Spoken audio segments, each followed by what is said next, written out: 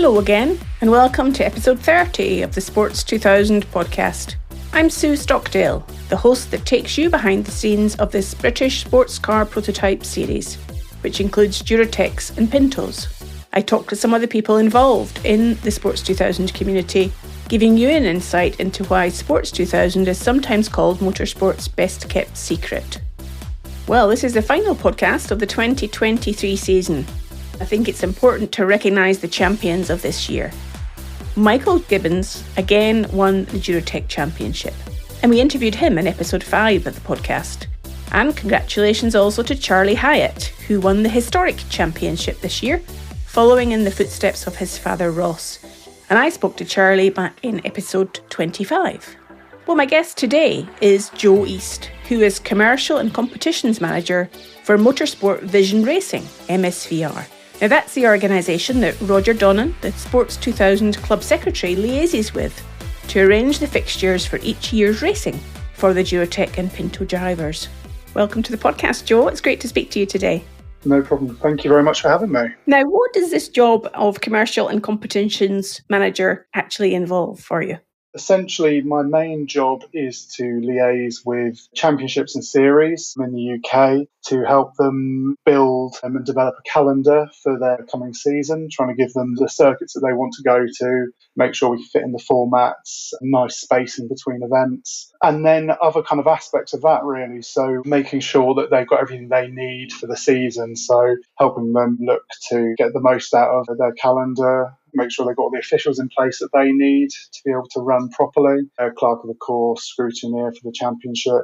And then even things like sorting out timetables at the event, so trying to be fair, make sure everybody has an even chance at going first in the morning and then not being last at every event. Things like sorting out paddock spacing and general logistics. So yeah, the job title doesn't really give you much of a clue. It's very varied. But I guess that's why I enjoy doing it so much, is that there's so much to it. That sounds like you've got to be in the tricky position of trying to please all of the people all of the time. And I'm wondering, given that Sports 2000 is just one championship within that whole remit that you have, how many other championships are you looking after and therefore trying to juggle at the same time? Yeah, I think you've hit the nail on the head there. You want to try and keep everybody happy, but inevitably in life, as we all know, that's not always possible. So you do your best to be fair, give everyone equal opportunities, but occasionally, unfortunately, that's just not possible. MSVR has in the region of between 15 and 20 championships and series to look after, and everybody has their own ideas of what they want and what they don't want. So yeah, it's kind of like half the time is almost mediating and making sure you're as fair as you can be. Sports 2000 joined MSVR as I took on my new role of dealing with this. So they've kind of been with me from the start of my part of that career. So yeah, I've learned from the job, but hopefully they're happy with the job I've been doing for them, and hopefully it's been all right so far. So given that there are 15 to 20 championships that you're managing, overseeing and supporting, how much does money talk? Because I imagine everyone wants to have top spot. Are there criteria that help championships get up the list and get the more favoured slots? Everybody pays the same, no matter whether you're a top GT championship with international drivers and teams, a full grid of cars.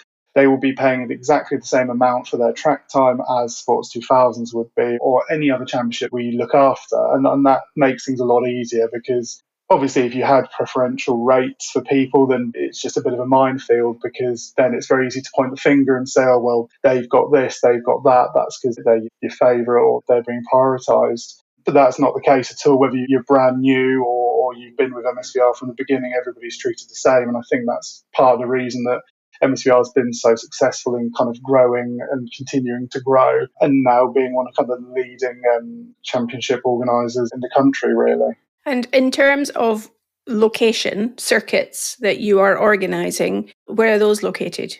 So for anyone that doesn't know, MSVR is the championship organising division of MSV. So Motorsport Vision MSV is the circuit owner and operator. So the circuits in the portfolio include Brands Hatch, Snetterton, Alton Park, Donington Park, and we've also recently taken on a circuit in Spain, Navarra, as well, Cadwell Park. So yeah, quite a few in the country. We go to all of those, but we also go to non-MSV owned circuits. So Silverstone, for example, is obviously very popular for people. We've been to Anglesey, Castle Combe, MSVR next year is going to have its first visit to Liddon Hill down in the south of Kent. So looking forward to that and working with those guys.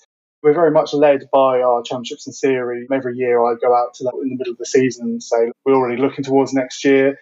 Where would you like to go? What would you like to do? Any significant changes to the previous year? And then try and bring everything together to make it work for MSVR financially, but the championships as well. Make it as an attractive package as you can, because one of the key things that championships need to survive and to do well is to offer a good calendar, which is, as I said earlier, well spaced, various circuits, and everybody has their preferences. Some championships, because of the nature of the car, won't want to go to Thruxton, for example, too quick, or Castle Combe for the same reason.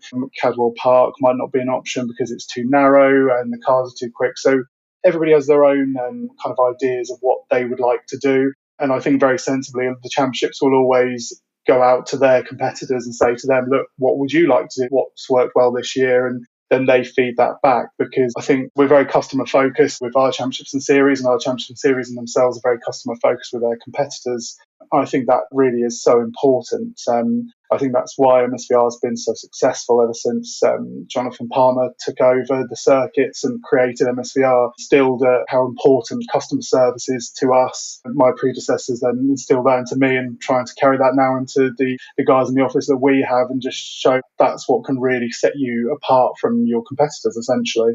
You've got to keep your customers happy. Given we're recording this in November 2023, I'm imagining you've got the calendar sewn up for 2024. Are you already looking into 2025? Yes. So it's an ongoing process. Most of the calendars are sorted. I'm pleased to say, because of the podcast I'm on, Sports 2000s is now settled.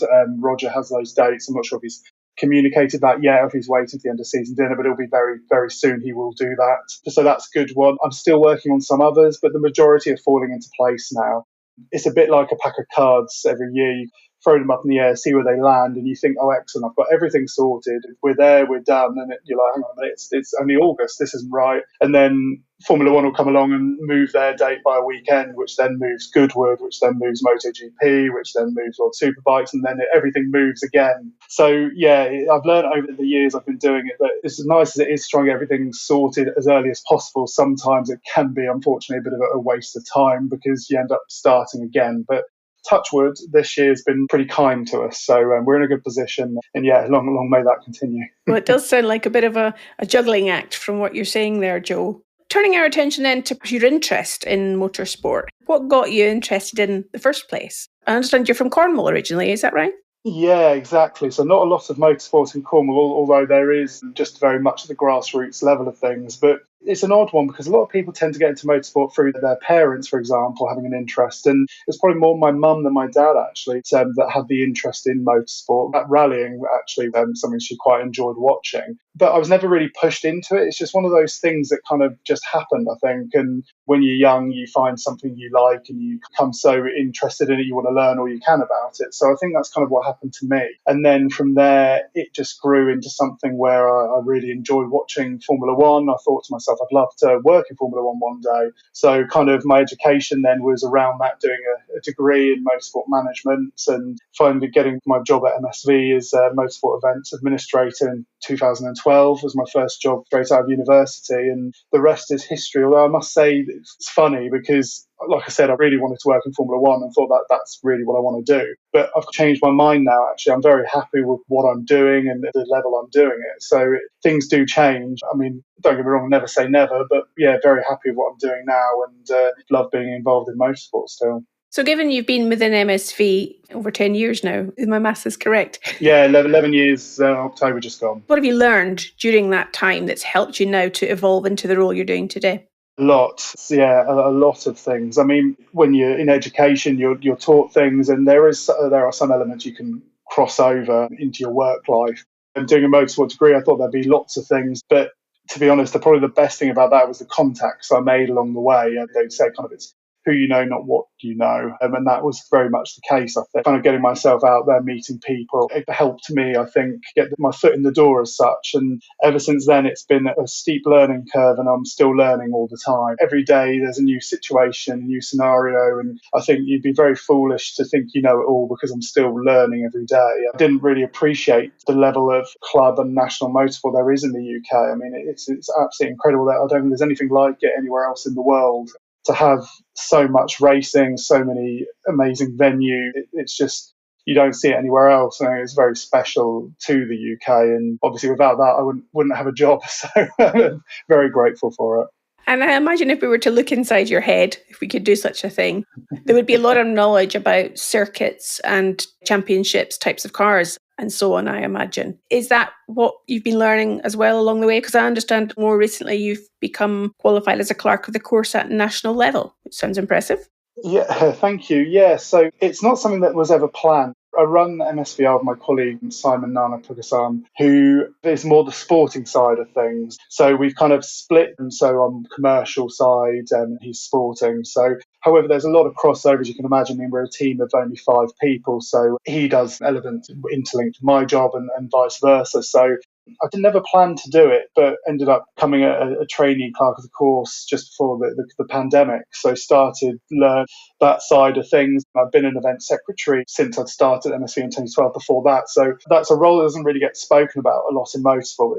Secretary is such an important role because everything feeds through them. It's a particularly difficult role, and I don't think, to be honest, it gets the kind of recognition it deserves. But that's where I started on event. It was a great way to learn. You get so much coming through you that you really do pick up on a lot. So I did that for a long time. And then, it kind of fell into the clerking side of things and just found it interesting. So give it a go, and passed my first assessment a couple of years ago. And then recently was assessed and have been recommended for upgrade for that to national level, which means now I can hold the role of senior clerk of the course at event and can also be named in championship regulations as a clerk of the course. So the next step is international from there, but I'm not in a rush to go for that yet. Like I said to you, I've got a lot of learning to do still. So, but it's a role I enjoy doing. Now, listener, you can go and listen to one of our previous episodes. I spoke to Terry Scannell, who's the clerk of the course for the Sports 2000 community. So there's that to listen to. For you particularly, Joe, for those that haven't listened to that episode, what does it actually involve? So on a given day at a race circuit, what is the clerk of the course doing?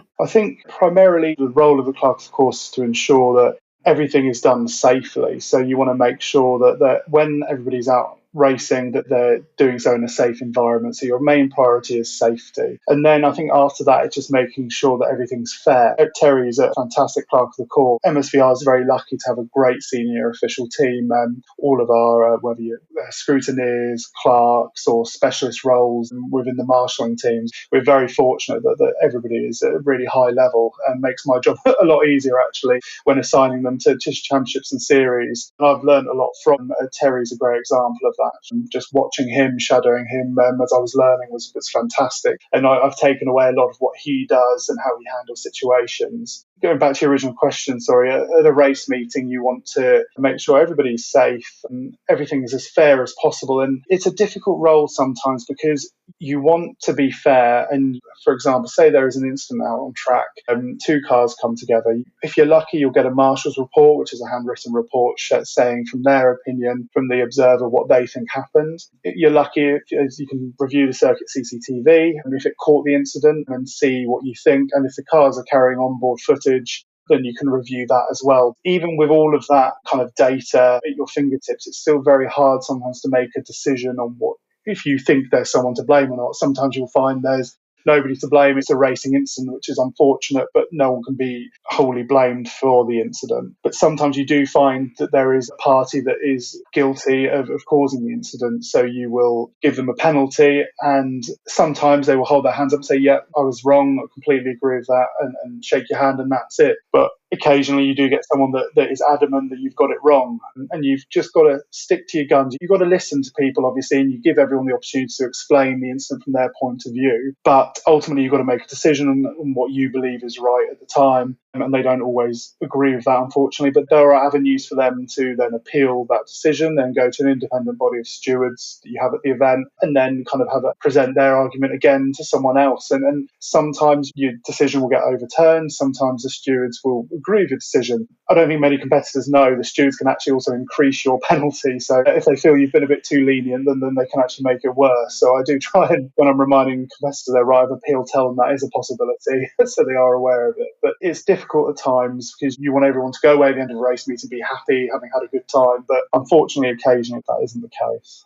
Well, it sounds like fairness is a thread that runs through both your clerk of the course role and your day job in terms of allocating circuits to championships and so on. Would you agree with that? Yeah, absolutely. Yeah, we always joke in the office and say that we probably fit in quite well at the UN as peacekeepers, trying to make sure that everyone's happy. But yeah, I think you've hit the nail on the head there. It's definitely a big part of my role in the office and then also at events as well. So what else do you enjoy about your job?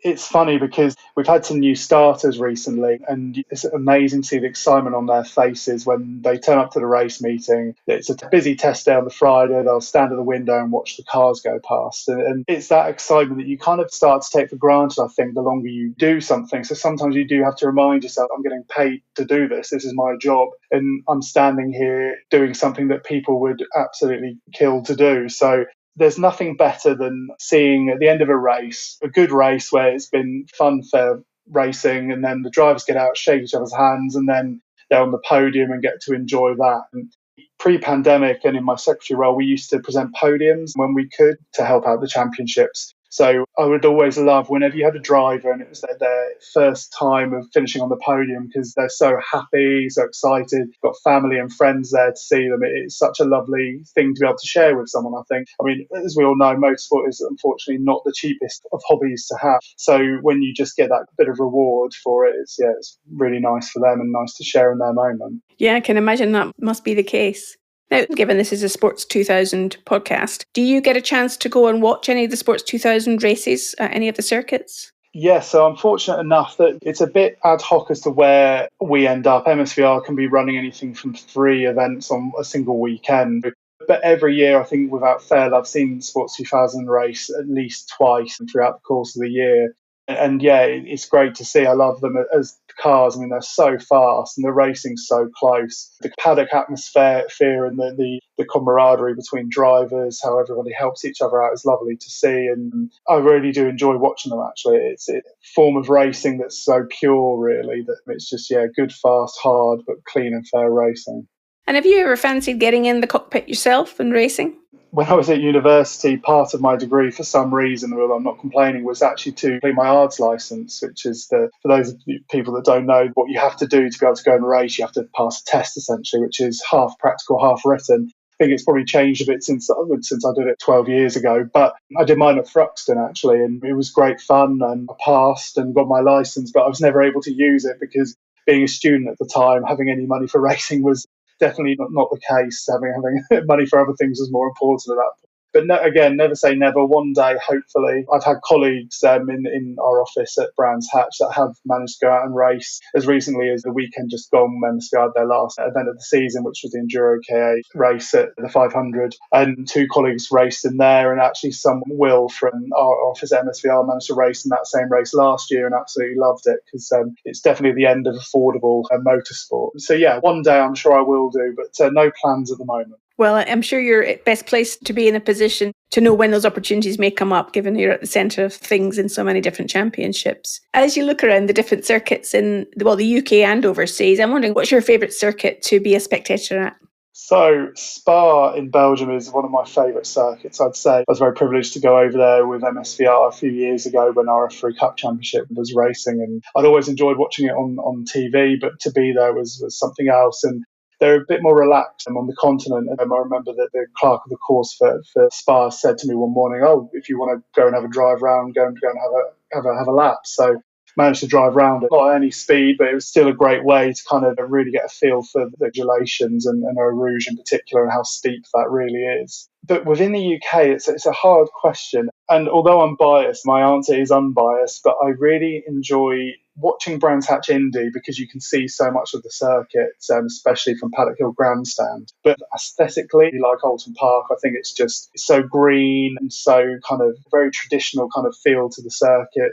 Not a lot of runoff, which as a spectator can be exciting, but as an organiser and a clerk, not always quite such a good factor. But spectating, yeah, I do love to walk around Alton Park, and especially kind of at Deer Leap and around that, just you get so close to the cars at speed, it's fantastic. And finally, as we wrap up the podcast today, Joe, given you talked about customer service and Sports 2000 being your customers, is there any message you'd want to give to our listeners that may help them engage with you more effectively going forward? Here's your chance to speak to your Sports 2000 community. What would you want to tell them? The first thing I'd like to say is thank you to all of them for racing with Sports 2000 and with MSVR. They're definitely very valued, and I hope that they know that, and Roger is able to convey that through the work that we do. I mean, Roger works tirelessly with me. We speak on the phone regularly about a number of different things, all trying to help improve the kind of overall experience for Sports 2000 competitors. I think that some people within the Sports 2000 community do contact me occasionally, usually saying positive things, which is always nice to hear, but it's always good to hear sometimes they think things can be done better, because we're here to listen, and you can't improve if you don't know what might not be going quite as well as people would like. So I definitely actively encourage people, if they see me in the paddock in race control, to come and see me or drop me an email if they want to. They can get the details from Roger, who'll happily pass them on, happily speak to people.